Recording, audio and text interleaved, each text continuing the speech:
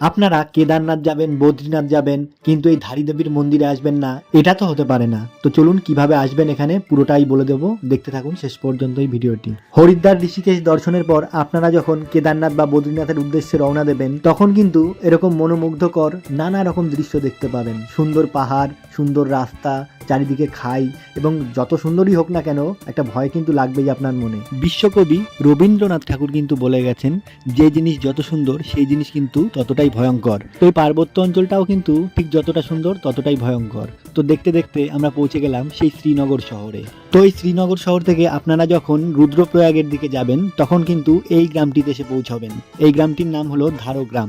এই গ্রামেই কিন্তু এই ধারী দেবীর মন্দিরটি অবস্থিত। সত্যি কথা বলতে আমরা যখন এই ধারগ্রামে এসে পৌঁছলাম, মানে পুরো একদম মনটা মুগ্ধ, পুরো জুড়িয়ে গেল মনটা। মানে সকালবেলা ঘুম থেকে উঠে এসে যখন এই দৃশ্য দেখলাম, সবে রোদ উঠছে চারিদিকে আর এই ঝলমল করছে সমস্ত পাহাড়, এমন অপরূপ দৃশ্য সত্যি ভিডিও না করে পারলাম না। জানি না আর কখনো এখানে আসা হবে কি হবে না, যদি ভগবান চান তাহলে নিশ্চয়ই হবে। তো সেখানে আর বেশিক্ষণ দাঁড়িয়ে থাকতে পারলাম না। এত সুন্দর অপরূপ দৃশ্য এবং সামনেই মন্দির ছিল ধারী দেবীর, সেটি দেখার জন্য খুব উদগ্রীব হয়ে পড়লাম এবং সেই পাহাড় থেকে নামা শুরু করলাম। তো আর কিছুক্ষণের মধ্যেই কিন্তু আমাদের চোখে পড়লো সেই ধারী দেবীর মন্দিরটি।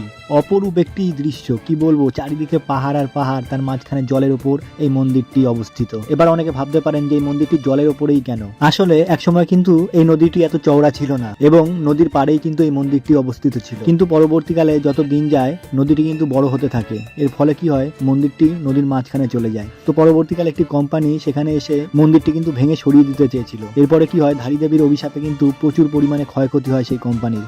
পরবর্তীকালে সেই কোম্পানি কিন্তু এই নদীর মাঝখানে সুন্দরভাবে এই মন্দিরটি গড়ে তুলে দিয়ে গেছে। এটি হচ্ছে এই মন্দিরে প্রবেশ করার প্রথম সিঁড়ি এবং ওপরেই ঘন্টা। তো আমি ঘন্টা বাজানোর জন্য বারবার ট্রাই করছিলাম, তো ক্যামেরা করছিলাম বলে হাত পাচ্ছিলাম না। তো ঘন্টা কিন্তু আমি বাজিয়েই শেষ পর্যন্ত মন্দিরের ভিতরে প্রবেশ করলাম। এবার একটা কথা বলে দিই, আপনারা অনেকেই হয়তো জানেন না যে ধারী বলতে কোন দেবীকে বোঝানো হয়েছে। ধারী কিন্তু দেবী দুর্গারই আরেকটি রূপ। তো এই সময় কিন্তু আমাদের পুজো দেওয়া পুরোপুরি কমপ্লিট হয়ে গেছিল। যেহেতু ফোন অ্যালাউ নেই, ভেতরে ছবি তুলতে দিচ্ছিল না, সেই জন্য কিন্তু ভেতরের দৃশ্যটি দেখাতে পারলাম না। এবার আমরা পুজো দিয়ে নিচের দিকে নেমে আসছি। তো পাশেই দেখলাম বড় করে দারুণ করে কিন্তু একটা যজ্ঞ হচ্ছে, আর পাশেই কিন্তু সুন্দর দৃশ্য দেখতে পারলাম, সেই মনোমুগ্ধকর পাহাড় পর্বত। এবার নিচে নেমে এসে কিন্তু একটা দারুণ জিনিস দেখলাম।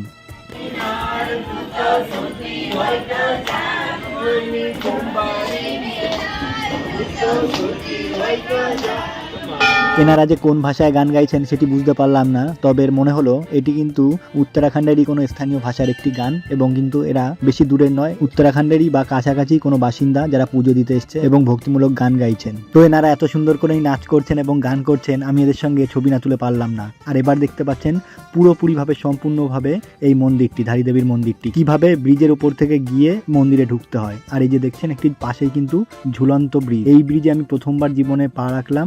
সত্যি এমন সুন্দর একটি জায়গায় কিন্তু এই ব্রিজটি, যেখানে দাঁড়িয়ে কিন্তু মন্দিরটি সম্পূর্ণভাবে ভালোভাবে দেখা যাচ্ছে এবং পুরো পার্বত্য অঞ্চলটি ভালোভাবে দেখা যাচ্ছে। এই ব্রিজটি কিন্তু সাধারণত ওই পারের বাসিন্দারা এপারে আসবে, সেই কারণে কিন্তু এই ব্রিজটি গড়ে তোলা হয়েছে। কিন্তু এরপরে দাঁড়িয়ে কিন্তু সকলেই কিন্তু ছবি তুলছে, সেলফি তুলছে এবং মন্দিরটি ভালোভাবে দেখছে। তো যেহেতু ভোরবেলায় ঘুম থেকে উঠেই কিন্তু আমরা রওনা দিয়েছিলাম, তাই চোখে কিন্তু এখনো ঘুম ঘুম ভাব রয়েছে। কিন্তু এখানে পৌঁছানোর পর সমস্ত ঘুম কিন্তু উড়ে গেছিল। এত সুন্দর দৃশ্য দেখার পরে কারি বা ঘুম থাকে চোখে বলুন। আর এই যে পাহাড় দেখছেন, পর্বত দেখছেন, এখানে কিন্তু প্রচণ্ড পরিমাণে বাঘ সিংহ থাকে এবং সবাইকে কিন্তু সাবধান করে দেওয়া হয় ট্যুরিস্টদের, যেখানে কিন্তু খুব সাবধানভাবে ঘোরাফেরা করার জন্য। তো আমি কিন্তু এখানে ছবি তুলতে লাগলাম, ভিডিও তুলতে লাগলাম, এবং এই যে স্পটটি দেখছেন এখান থেকে কিন্তু সম্পূর্ণভাবে মন্দিরটি ভালোভাবে দেখা যায় এবং এখানে দাঁড়িয়ে কিন্তু ধারী দেবীকে দু হাত তুলে প্রণাম করা যায় সুন্দরভাবে। তো এবার আমরা আরো কিছুটা উপরে উঠে গেলাম, যাতে মন্দিরটি এবং চারিদিকের পরিবেশটি সুন্দরভাবে ভালোভাবে দেখা যায়। সত্যি এরকম দৃশ্য যে পৃথিবীতে থাকতে পারে তা জানা ছিল না, যেন কোনো এক স্বর্গের মধ্যেই আমরা অবস্থান করছিলাম।